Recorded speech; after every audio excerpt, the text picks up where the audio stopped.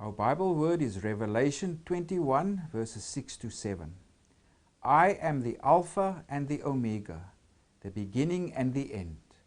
I will give of the fountain of the water of life freely to him who thirsts. He who overcomes shall inherit all things, and I will be his God, and he shall be my son. So, let's first look at the historical context of the book of Revelation. So, the book of Revelation, so it's a book full of mystery. It's very confusing for many. And of course, for many it's about the end of the world, etc. But we must understand the book of Revelation as an apocalypse. Of course, in modern thinking, apocalypse refers to the end of the world, World War III, whatever it may be. Forget about that. It has nothing to do with the biblical apocalypse or the book of Revelation. Apocalypse refers to a literary genre. In other words, it's a way of writing. And the writing it's the word apokalypsis in Greek. It refers to unveiling. In other words, what was secret before, or what exists in the secret world, the hidden world, in other words, God's world, is now revealed to his people. And now a seer or a prophet or a man who experiences this vision or whatever, he relates this. He unveils it. He brings it to people to understand the hidden nature, or those things, hidden things that we don't see around us. And that's important for the book of Revelation, because the book of Revelation is basically saying that the Roman Empire is not in control of the world. God is in control of the world. So appearances is very deceiving. The true power behind the world is God. And this is what actually is revealed through the prophet or the seer who communicates this book. And if we go to the beginning, we'll see here it's addressed to those 7 congregations of Asia Minor. And if you look at the map on screen, you'll see that it would have also been the road that this letter carrier would have traveled. He first would have gone to Ephesus, then he would have gone to Smyrna, and then to Pergamos, and then to Thyatira, and then to Sardis, Philadelphia, and eventually to Laodicea. And these 7 congregations were located in Asia Minor, that's modern-day Turkey. And now the seer specifically addresses them, and most scholars would date the book of Revelation to the time of the Emperor Domitian, and he ruled from 81 to 96 AD. So most scholars will date the book of Revelation to the 90s AD.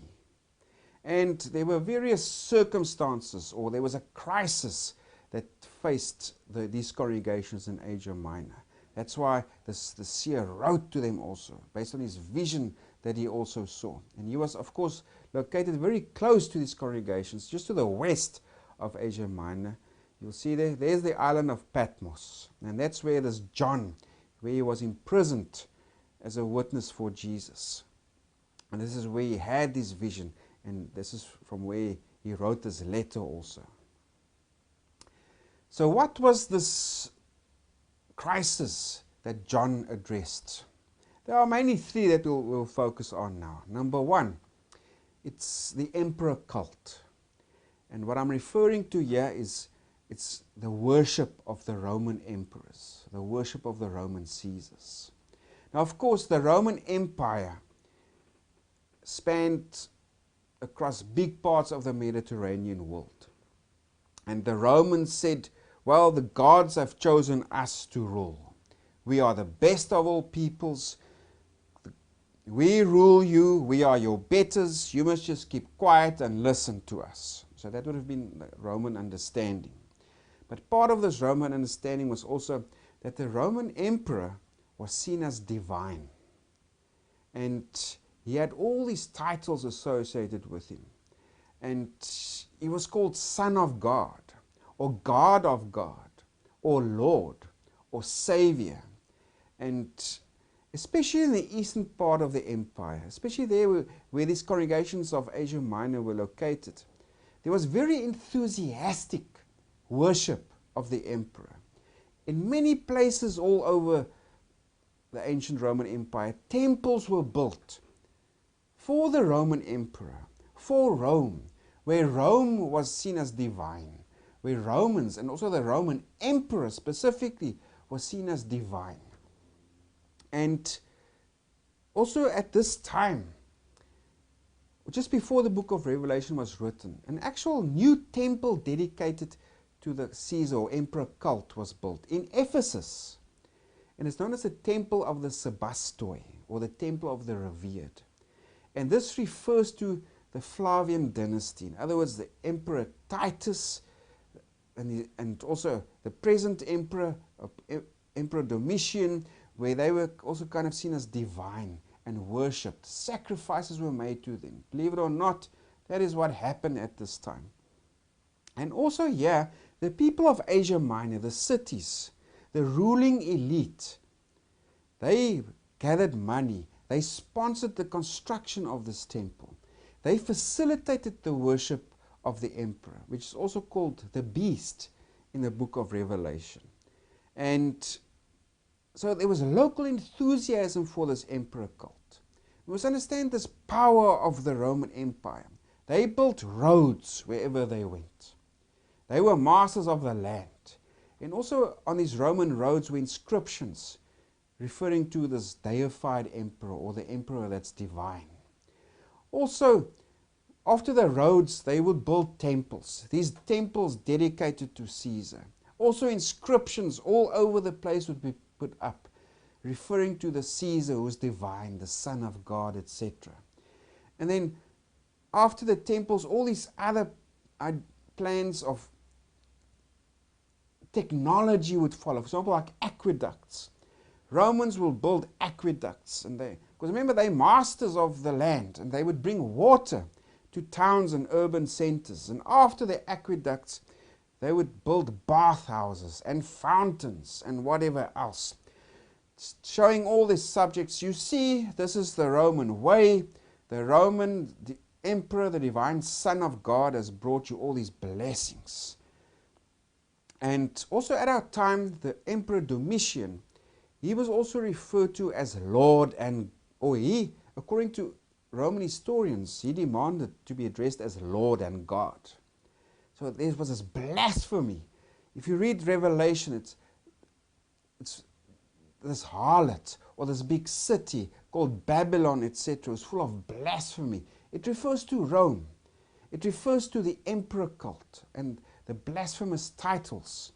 That's why the Lord and God, Domitian, is contrasted with Jesus, the true Son of God, the true Lord. He's also called the Lamb of God. So we have a contrast here between two kind of empires, the empire of the Romans and the empire and the kingdom of Jesus Christ that he brought to us. So that was the first big issue, the emperor cult. The second big issue is complacency. If you read those letters to the congregations, people became complacent, and the author warns them, you're now cooperating with this beast. In other words, the Roman Empire. Because the Roman Empire brought wealth, it brought prosperity, economic opportunity, and it was all facilitated by this beast. In other words, the Roman Empire. It's the Roman Empire who brought wealth and the roads and the bathhouses, etc. Also on the coins, commerce, there's images of the Roman emperor there with all these blasphemous titles like Son of God or God, etc. And the author of Revelation says, withdraw from it. Don't participate in this. If we go specifically to chapter 17, verses 6, he refers there to Babylon, or the harlot. This is a reference to Rome and the whole system, economical system, political system, religious system, social and civic system that she represented. He tells them, come out of her. He says, I saw the woman drunk with the blood of the saints and with the blood of the martyrs of Jesus. And when I saw her, I marveled with great amazement. He tells Christians, this is what persecuted the Christians in Rome and who killed all the Christians. And this refers to the time of Nero, when so many Christians were put to death. But also in 18 verses 4, he specifically tells them, the Christians, withdraw, come out of it, do not participate in this whole system which the Roman Empire represents. It says there, come out of her, my people, lest you share in her sins, and lest you receive of her plagues. So he's telling Christians, you cannot engage with the Roman Empire and participate in events. Because remember, at this time also there were trade guilds. And they would normally dedicate inscriptions to the emperor in Rome. They will make statues, etc. to the emperor in Rome. And they will offer libations and even worship to the emperor in Rome. It's a bit like you going to a board meeting, and inside in your boardroom there's a inscription or a statue of maybe somehow the president, maybe we form part of that country's empire, and it says, Hail President so-and-so, the divine Son of God, benefactor, our Lord. And you worship him because he's brought you the business and he's brought prosperity. He's representative of the gods. He's divine, this man. And you as a Christian, if you're sitting in there, you will not participate in it. Or if you do not participate in it, you'll lose your job. So a similar thing is happening in the ancient world. There were these trade guilds and people involved in commerce, etc., who's in civic life, part of the city, the town, everything is orientated towards the Roman Empire, the Roman emperor. And it's the whole system, politics, economics, religion, civic life, social life, everything is immersed or infected with this emperor cult, this emperor worship. And now you as a Christian, if you do not participate in it, you can't work, you can't eat. But here the author of Revelation says you cannot participate in it. You must withdraw. Come out of her, my people. Because the system is full of blasphemy and idolatry and witchcraft.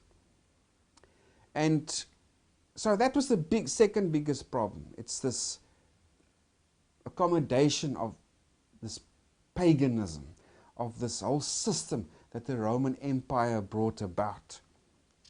So this accommodation to the values of the Roman Empire, Christians cannot do that. They must withdraw themselves. Lastly, it's about persecution of Christians. There was no big persecution at this time. But the author warns there's a serious time of persecution that's coming. Be prepared for this. And the Christians were already persecuted in the past. At the time of Nero, they were slaughtered by Nero in Rome already before. But even worse time of persecution is coming for Christians. And this is what the author also warns about. Now, if we look at our textual unit, we are dealing with chapters 21 to 22, and this deals with the future, deals with the new heaven and the new earth. And what has been promised to those who conquer or who overcome.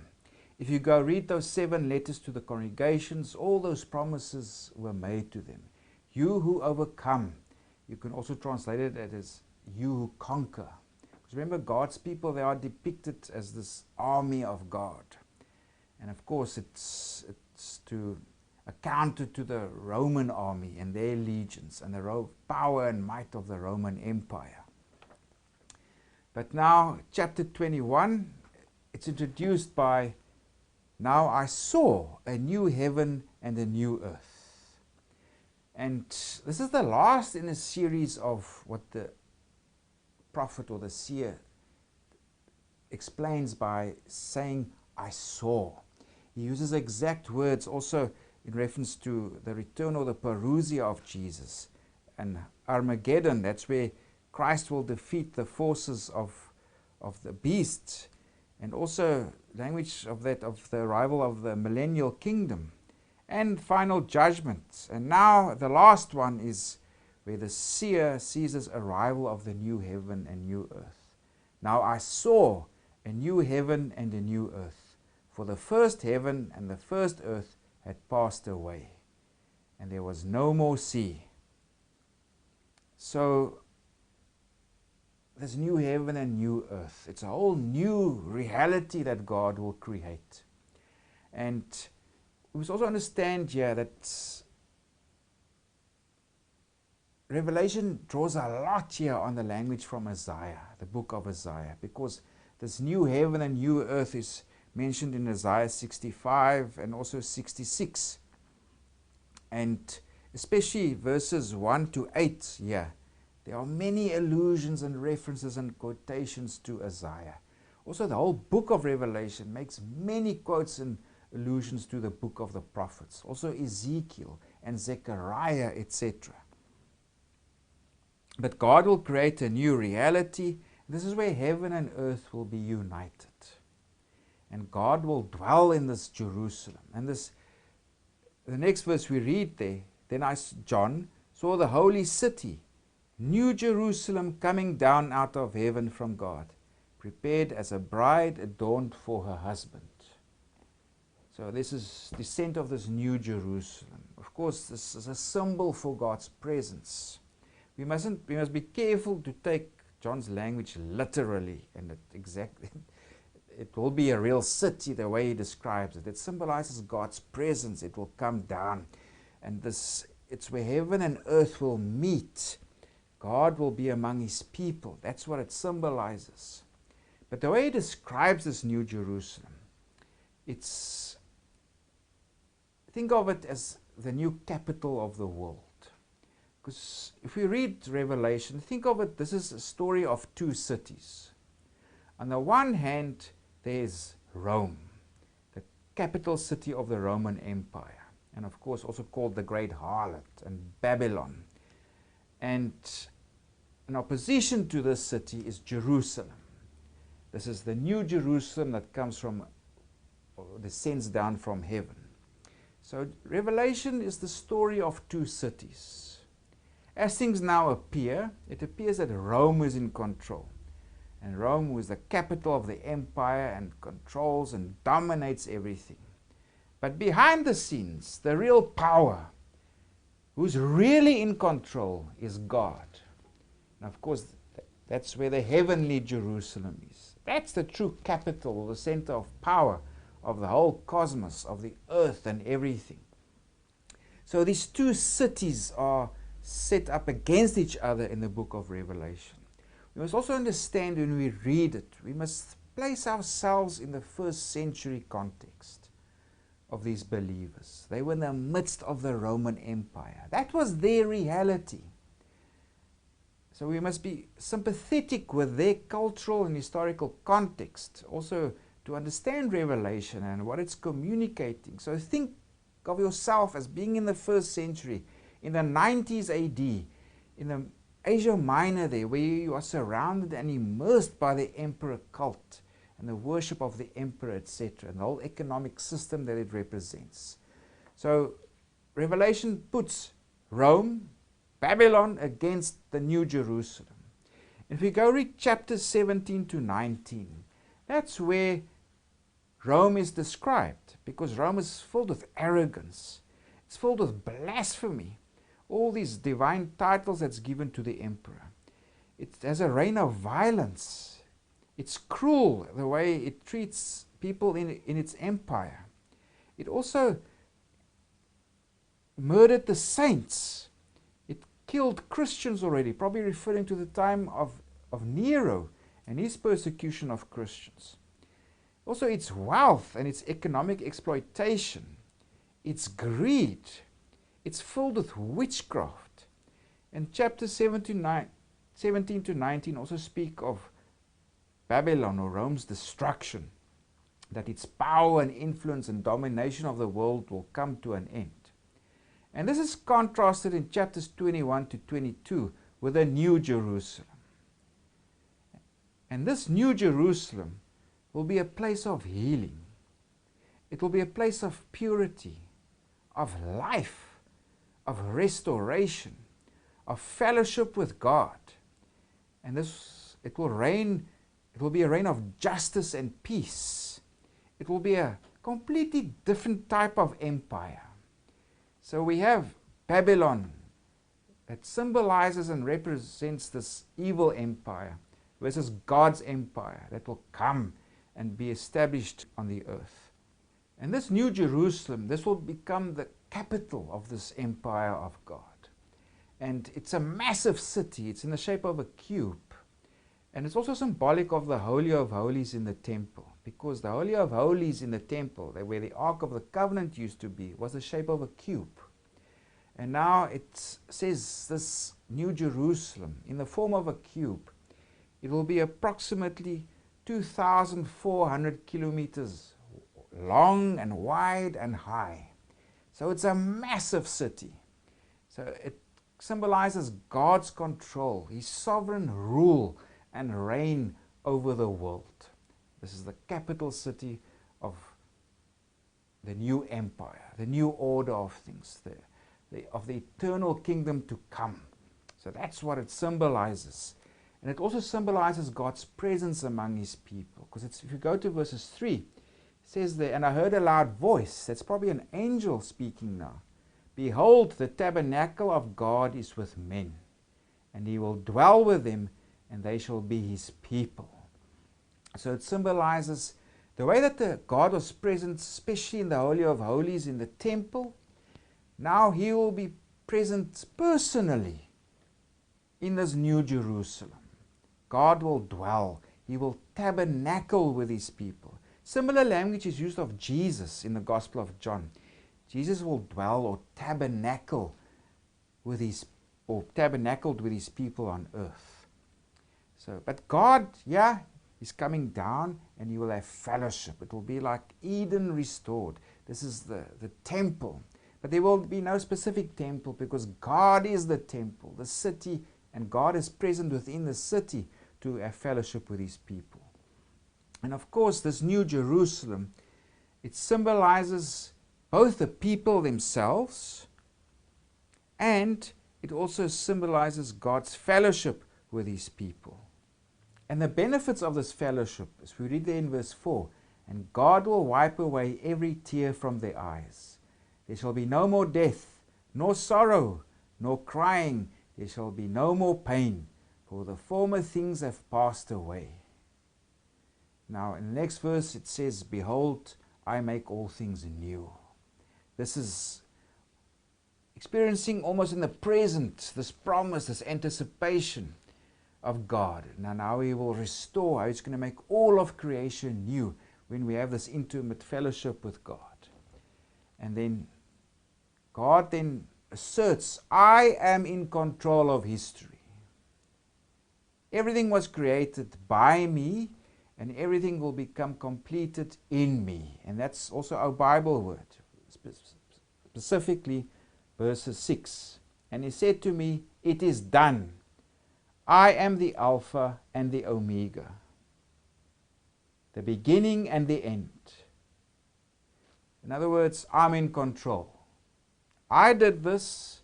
This is my work, my creation, and now its end. In other words, the goal of creation is reaching its fulfillment in me, the sovereign Lord.